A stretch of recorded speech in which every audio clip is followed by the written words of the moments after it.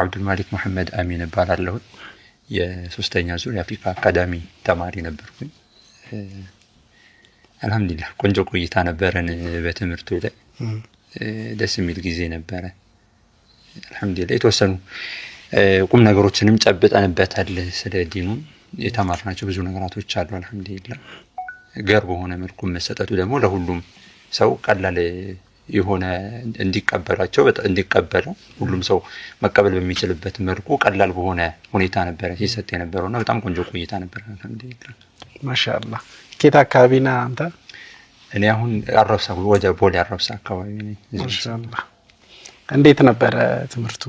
ምርቃቱ ላይ አንድ አመት ጉዞ ጨርሰ ለዛ ቀን ስትበቃ ምን አይነት ስሜት ተሰማ? ሀቂቃ በጣም ደስ ይላል። ማለት አንድ አመት ሙሉ የተለፋበት ነው። ያው እንደተባለው በቀን ውስጥ የተወሰነ ሰዓት እየተሰጠ የተማርነው ትምህርት ነው። ራሳችንን እንድናዘጋጅባቸው ደግሞ የሚሰጡ ፈተናዎችም አሉ። ትምህርቱም ከባድ የሚባል አይደለም። በመናቃቸው ኡስታዞች በመንገዳቸው ኡስታዞች ጋር ተደርጎ በጣም ቀለል ባለ መልኩ ሁሉም ሰው ሊቀበሉ በሚችለው መልኩ ነበር ሲሰጥ የነበረውና በጣም ቆንጆ ትምህርት ነበር። በጣም ቆንጆ ቆይታ ነበር።